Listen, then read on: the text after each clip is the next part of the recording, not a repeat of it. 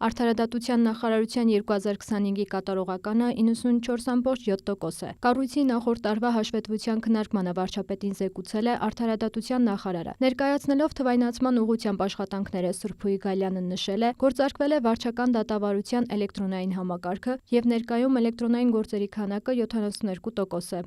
Հաջորդ կոմպոնենտը թվայնացման, դա Արլիսի արդիականացումն է։ Մենք երկաստիճան տարբերակով ենք առաջ շարժվել։ Առաջին կիսամյակի ընթացքում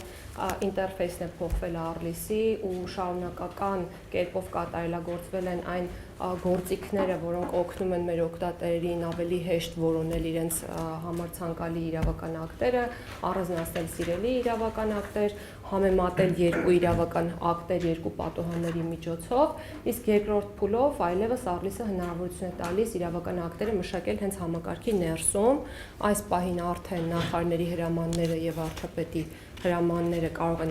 մշակվել հենց համակարգի ներսում ու 300-ից ավել աշխատակիցներ պետական համակարգի արդեն իսկ վերապատրաստվել են։ Իրավունքների պաշտպանության եւ վեճերի լուծման արդյունավետության բարձրացման համատեքստում ըստ նախարարի առաջարկվում է սահմանել քաղաքացիական եւ վարչական գործերի քննության հստակ ժամկետներ։ Նախագծերը ներկայացվել են ազգային ժողով։ Քաղաքացիական գործերով սահմանվել է, որ գործի քննությունը պետք է տևի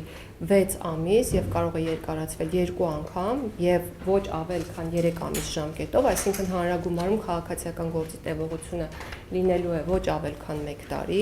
իսկ վարչական դատավարության պարագայում նույն սկզբունքն է ընտրվել, ուղղակի հանրագումարային տևողությունը լինելու է ոչ ավել քան 1.5 տարի։ Իրավաբանական անձանց պետական ռեգիստրի բարեփոխման շրջանակում գործարկված համակարգում Գալյանի խոսքով արդեն գրանցվել է 1274 անհատ ձեռներեց, 1 հիմնադրամ, 4 սահմանափակ պատասխանատվությամբ ընկերություն։ Նոր համակարգը հնարավորություն է տալիս առցանց արագ եւ արդյունավետ իրականացնել բոլոր կազմակերպաիրավական ձևերի գրանցումը։ Թվայնացման տիրույթում որը պետք է լինի մեր տակտիկան, համակարգը ներդնել, զուգահեռ ինչ որ ժամանակ աշխատի, մենք համոզվենք, որ այդ համակարգը ապահովում այն ինչ որ պետք է ապահովի, ու արդեն կամաց պետք է թղթայինի հնարավորությունները կամ բարդացնենք, սահմանափակենք եւ ի վերջո որպեսզի դա դուրս գա, հակառակ դեպքում կարա Համաձայն պարոն վարչապետ, մենք շատ ենք քննարկել նույն ԶԱԳՍ-երի մասով էլ, քանի որ խիստ նույնականացման միջոցով է մուտքերը, սերտորեն հարցը կապված է նույնականացման քարտերի հետ։ Երբ որ մենք բավարար քանակով կունենանք այդ նույնականացման քարտերի, ինձ թվում է թվայնացման հետ կապված ցանկացած որոշում կկարողանանք կայացնել։ Իմիջիալից մի հատ ուրիշ հարց կա պետական համակարգին ուղղված դիմումներ եւ նամակներ, որովհետեւ պրակտիկան ինչ է ցույց տալիս, որ կան մարդիկ, որ նույն նամակը տանում են այս նախարարություն, ազգային ժողով, կառավարություն, նախագահի նստավայր, դատախազություն եւ այլն, բայց կա մի հատ մենք ժամանակին մտածում ենք դրա մասին, որ պետական համակարգին ոնց ենք մենք հիմա թվայնացման սկզբունք ենք դնում, ասում ենք պետությունը քաղաքացուն մի տվյալը մի անգամ պետք է հարցնի, նույն ձևին է քաղաքացին պետությունը մի հարցը մի տեղով պետք է ներկայացնի եւ համակարգը ինքը որոշի թե կամ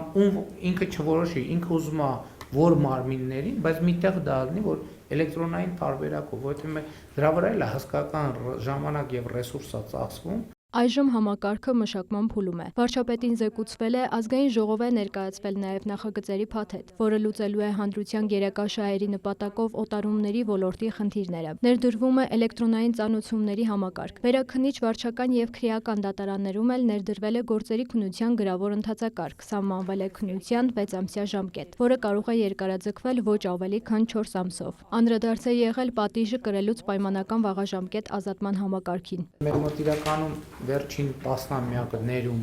նույնիսկ պրակտիկան որն է, որ մենք գալիս ենք ժամանակ առ ժամանակ դիմում ենք համաներման ինստիտուտին, որը ինքը չի անհատականացնում, այսինքն չի գնահատում մարդը ի վերջո մարդուն չի գնահատում, հոդվածն է գնահատում դե յուրե, հիմա մենք պետքա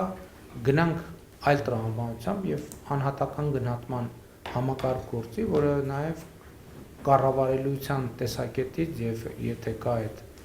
վերասոցիալականացում եւ այլն, այդ ավելի արդյունավետ է։ 2025-ին ներդրվել է նախարարության թեժ գծի համակարգը։ Քաղաքացիները հնարավորություն ունեն զանգահարել, ստանալ տեղեկատվություն վարչական դատավարության, ռեգիստրի եւ այլ հարցերի մասին։ Ընդունվել է 16110 զանգ, որից 8289-ին պատասխանել է արհեստական բանականության համակարգը։ Վարույթների կատարման տեսակետից մենք ինչ վիճակում ենք։ 2020 թվականի ընթացքում հոգու պահանջատերերի բռնականացել են 64 միլիարդ 92 միլիոն 223 հազար դրամ, որ 2024 թվականի համեմատ ավել է 6 միլիարդ 292 միլիոն 687 հազար դրամով կամ 11%-ային կետով։ Նշված բռնականացված դրամական միջոցներից հոգուտ պետական բյուջեի բռնականացվել է 20 միլիարդ 819 միլիոն 435 հազար դրամ, որը 8%-ով ավելի է, քան 2024 թվականի ընթացքում։